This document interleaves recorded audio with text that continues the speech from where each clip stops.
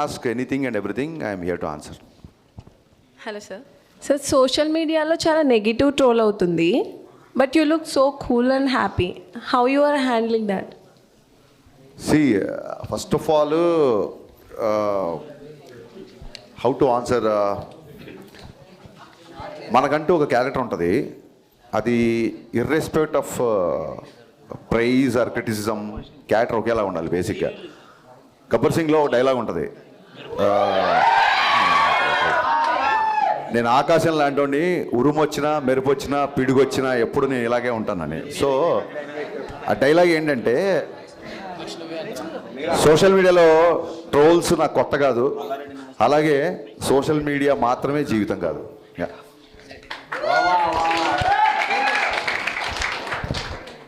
మిరపకాయ రిలీజ్ ఎప్పుడు? మిరపకాయ రిలీజా? ప్రొడ్యూసర్తో మాట్లాడి ఇమీడియట్గా చెప్పేద్దాం. త్వరగా అయ్యేలా చూడండి. Sure. Yeah hi sir. Yeah చెప్పమ్మా. యాక్చువల్లీ ప్రీమియర్ తర్వాత కొంచెం మిక్స్డ్ టాక్ వచ్చినా, but me writings and Ravi sir acting అయితే చాలా బాగా అనిపించింది. చాలామంది ఆడియన్స్ అయితే చాలా బాగా ఎంజాయ్ చేస్తున్నారు, కొన్ని డైలాగ్స్ కానీ ఎవ్రీథింగ్. సో నెగిటివ్ టాక్స్ ఉన్నా కానీ మీరైతే చాలా పాజిటివ్గా రియాక్ట్ అవుతున్నారు. సో మీ పాయింట్ ఆఫ్ వ్యూలో ఏం చెప్తారు ఆడియన్స్కి? డెఫినెట్గా ప్రీమియర్స్ నుంచి మిక్స్డ్ టాక్ వచ్చింది.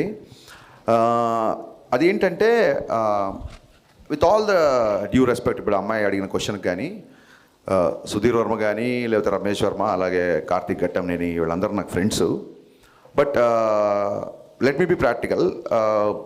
గతంలో రామారావు అండ్ డ్యూటీ కానీ, రావణాసుర కానీ, కిలాడి కానీ, ఈగిల్ కానీ ఇవి కూడా కొంచెం డిసప్పాయింట్ చేసాయి. బట్ ఆ డైరెక్టర్ల మీద లేని అటాక్ నా మీద ఉంది. ఎందుకంటే I can easily sense there are some personal agendas. కొంతమంది, అంతమంది అని చెప్పను, కొంతమంది. అట్ ది సేమ్ టైమ్ ఎందుకు డైలాగులు మీకు గుర్తున్నాయంటే, ఈ ఎవరైతే అటాక్ చేసి ఎవరైతే నెగిటివ్ స్ప్రెడ్ చేస్తున్నారో they are conveniently criticising. There is a difference between constructive criticism and convenient criticism. So ఏదో డ్యాన్స్ మూమెంట్లో ఒక జేబులో పాకెట్ల గురించి మాట్లాడుతున్నారు, బట్ కట్నం తీసుకొని కాపురం చేసే మగవాడు చేస్తే మగవాడు వ్యభిచారం చేసినట్టు డైలాగ్ రాశాను. దాన్ని కన్వీనియంట్గా పక్కన పెట్టేశారు, ఎందుకంటే మంచి డైలాగ్ కదా. అమ్మాయిలందరికీ విపరీతంగా నచ్చిన, చాలామంది కాల్ చేశారు. ఆ డైలాగ్ చాలా మంచి డైలాగ్. అలాగే హీరోయిన్ ఎప్పుడైతే నువ్వు నా వెనకాల పడ్డా నాకు ఇబ్బందిగా ఉంది అంటుందో, అప్పుడు హీరో 2 చేతులు పెట్టి దండం పెట్టి, మీకు నా ప్రేమ అర్థమయ్యేంత వరకు ఇంకా నేను మీ జోలికి రాను అంటాడు. అబ్బాయిలందరికీ కూడా ఒక అమ్మాయి ఎప్పుడైతే పింక్ సినిమాలు చెప్పినట్టు ఒక అమ్మాయి ఎప్పుడైతే నో అని చెప్పిందో ఆ నోని రెస్పెక్ట్ చేయాలి మనం. సో ఆ థాట్ నుంచి వచ్చిన డైలాగ్ అది.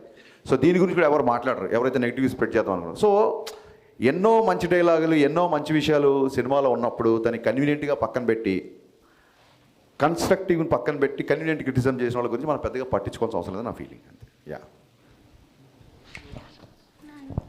హాయ్ సార్, నా పేరు పవన్ కళ్యాణ్.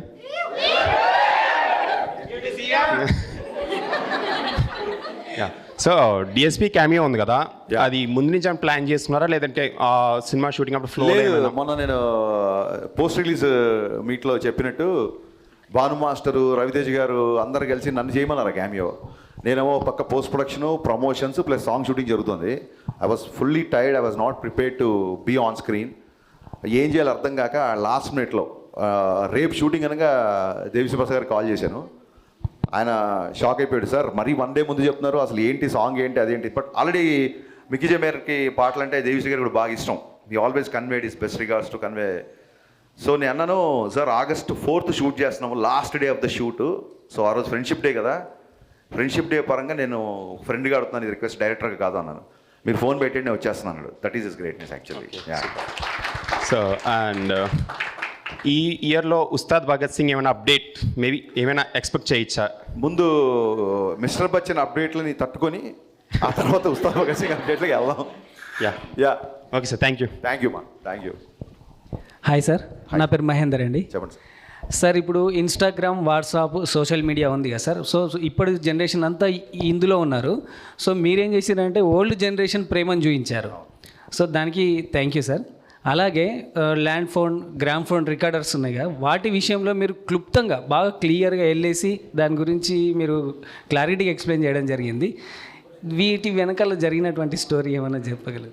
ఇది ఒక ఒక 80s 90sలో జరిగిన కథ అని ఎప్పుడైతే బేస్డ్ ఆన్ ట్రూ ఇన్సిడెంట్ అని చెప్పిందో నాకు ఫస్ట్ ఫోకస్ దీని మీదకి వెళ్ళింది. ఆ టైంలో ఒక అమ్మాయి అబ్బాయి కలుసుకోవాలంటే ఉండే ఒక డిఫికల్టీసు, ఆ టైంలో ఒక అమ్మాయి అబ్బాయి మాట్లాడుకోవాలంటే ఉండేది. ఇప్పుడు ఏముంది, గర్ల్ ఫ్రెండ్ గుర్తురాగానే హాయ్ అని చెప్పి వాట్సాప్లో మెసేజ్ పెట్టేస్తారు, వీళ్ళని చూడాలంటే వీడియో కాల్ చేసుకుంటారు. బట్ ఆ రోజుల్లో అమ్మాయి చూడడమే చాలా కష్టం, ఇబ్బందిగా ఉండేది, చాలా కష్టంగా ఉండేది.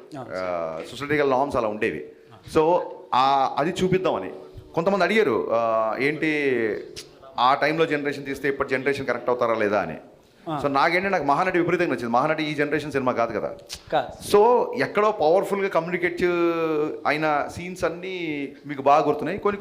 కొన్ని హిందీ సాంగ్స్ అవి ఉండేసరికి కొంతమంది 80s 90s సాంగ్స్ కొంతమంది యూత్ కనెక్ట్ అవ్వలేదు. సో కన్స్ట్రక్టివ్ క్రిటిసిజం అని కూడా ఎందుకన్నానంటే, I have read all the reviews, మొత్తం అన్ని రివ్యూస్ చదివా నేను. అందులో పర్సనల్ అటాక్స్ ఉన్నాయి, అవన్నీ నేను పక్కన పెడితే అందులో నచ్చిన అంశాలు చాలామంది రాశారు. అండ్ అందులో ఉన్న కామన్ పాయింట్స్ అన్నీ నేను నోట్ చేసుకున్నాను.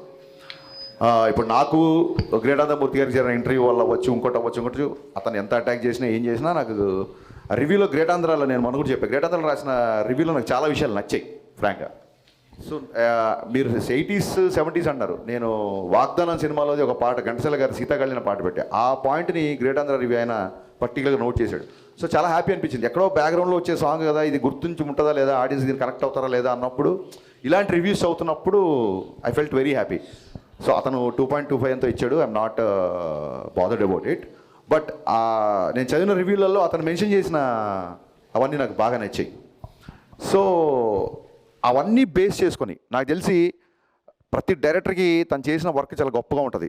ఒక్క ఫ్రేమ్ తీయాలన్నా సరే ఒప్పుకొని దర్శకులను చూసా. అలాంటిది సమ్ 11 to 13 minutes ఈ రివ్యూస్లో వచ్చిన కామన్ పాయింట్స్ అన్నీ తీసుకొని 11 to 13 minutes ట్రిమ్ చేశాను నేను యాక్చువల్గా. సో నేను రివ్యూస్ని సీరియస్గా తీసుకుంటా అని చెప్పడానికి ఇది ఒక చిన్న ఎగ్జాంపుల్.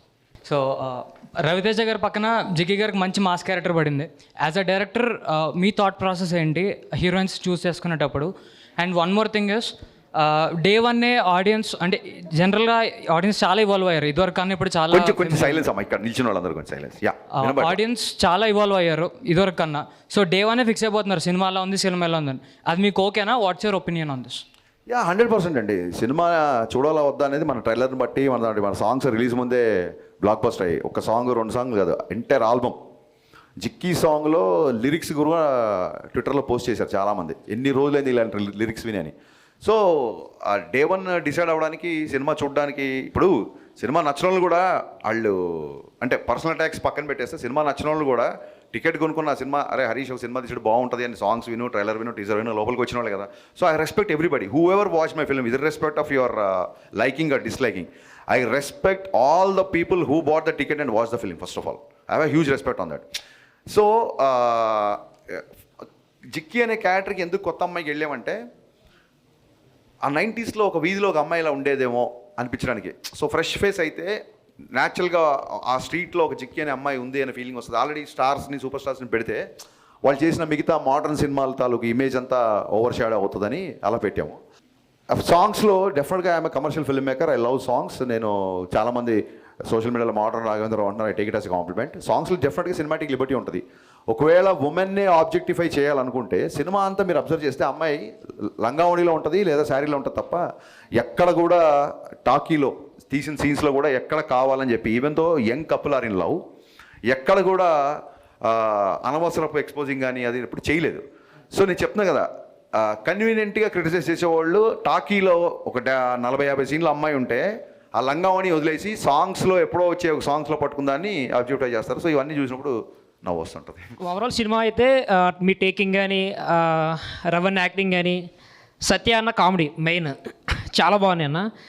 అండ్ సినిమా గురించి అయితే ఇంకా క్వశ్చన్స్ ఏం అడగాలనుకోవట్లేదు. అండ్ ఐ థింక్ రవి అన్న మీరు చాలా క్లోజ్ అని తెలుసు. సో రవి అన్నకి మీకు ద మెమొరెస్ట్ సిచ్యువేషన్ మాకు చెప్తారా? అండ్ అలాగే పవన్ కళ్యాణ్ గారికి మీకు ఉన్న మెమొరబుల్ సిచ్యువేషన్స్ ఏమైనా ఉంటే మాకు షేర్ చేసుకుంటారా? రవణ్యకి నాకు ఎప్పుడు కలిసినా మెమరబులే. He never behaves like a star. ఒక స్టార్ అంటే నిజంగా మన ఒక సూపర్ స్టార్ మన అన్నయ్య అయితే ఎలా ఉంటుందో, మీ అన్నయ్య ఒక సూపర్ స్టార్ అనుకోండి, మీరు ఎలా ఫీల్ అవుతారో ఆ ఫీలింగ్ ఉంటుంది తప్ప, నేను అతన్ని స్టార్లా చూస్తాను తప్ప ఆయన ఎప్పుడు స్టార్లా బిహేవ్ చేయరు, ఆయన ఫీల్ అవ్వరు. Everyday is a memorable. So మన సితారా ఎంటర్టైన్మెంట్ సినిమా షూటింగ్లో ఉన్నప్పుడు రిలీజ్ అయిపోయిన తర్వాత వెళ్ళి కలిసాను. కలగానే ఏంటబ్బాయి కొంచెం డివైటాక్ వచ్చినట్టుంది అంతే కదా అన్నారు. అవుననే, లేదు కంటిన్యూగా ప్రమోట్ చేస్తున్నాం అంటే సరే ఓకే కానీ ఆల్ ది బెస్ట్ అన్నారు. కలిసారు, షార్ట్ రెడీ అయిపోయింది, నేను వెళ్ళిపోయారు. సో ఏది ఆయన అంత పెద్దగా సీరియస్గా తీసుకోరు బేసిక్గా. సో ఆ క్వాలిటీ నాకు బాగా ఇష్టం. అండ్ కళ్యాణ్ గారితో మెమరబుల్ సిచ్యువేషన్ ఏంటంటే గబ్బర్ సింగ్ వెనక థర్డ్ డే రిలీజ్ అయిపోయిన థర్డ్ డే కలిసా. థర్డ్ డే కలిస్తే ఆయన కూడా లాస్ట్ అంటే అప్పుడు పోస్ట్ ప్రొడక్షన్లో అప్పుడు కూడా బాగా స్ట్రెస్ అయ్యాం కదా, హెల్త్ జాగ్రత్త, నెక్స్ట్ సినిమా ఏం చేస్తున్నావు బాగా చెయ్యి, ఇప్పుడు పెద్ద సక్సెస్ వచ్చింది కదా జాగ్రత్త, ఇలా చెప్పారు తప్ప ఆ సినిమా అక్కడ ఎంత కలెక్ట్ చేసింది, ఈ సినిమా ఎక్కడంత కలెక్ట్ చేసింది అసలు అడగలేదు. ఆయన కూడా అన్ని సంవత్సరాల తర్వాత అంత పెద్ద హిట్ వస్తే దాన్ని అసలు పెద్దగా నెత్తికి ఎక్కించుకోలేదు. సో అక్కడ I felt that's a best memorable sequence. అలాగే మొత్తం డబ్బింగ్ చెప్పేసిన తర్వాత ఆయన నేను ఇంజనీర్ దగ్గర కూర్చున్నాను, ఆయన డబ్బింగ్ రూమ్లో ఉన్నారు. హరీష్ ఇట్రా అని చెప్పని పిలిచారు. పిలిచిన తర్వాత ఈ సినిమా ఎంత కలెక్ట్ చేస్తుంది ఏంటి అనేది నేను చెప్పను, బట్ నా అభిమానులందరికీ నువ్వు ఒక ట్రీట్ ఇవ్వబోతున్నావు అని ఇలా షేక్ హ్యాండ్ ఇచ్చారు. సో అది రిలీజ్ బిఫోర్ ఊహించారు ఆయన. దానికి నేను అదే ఆ షేక్ హ్యాండ్ ఎప్పుడు లైఫ్లో మర్చిపోలేదు. ఓకే, థ్యాంక్ యూ అన్న.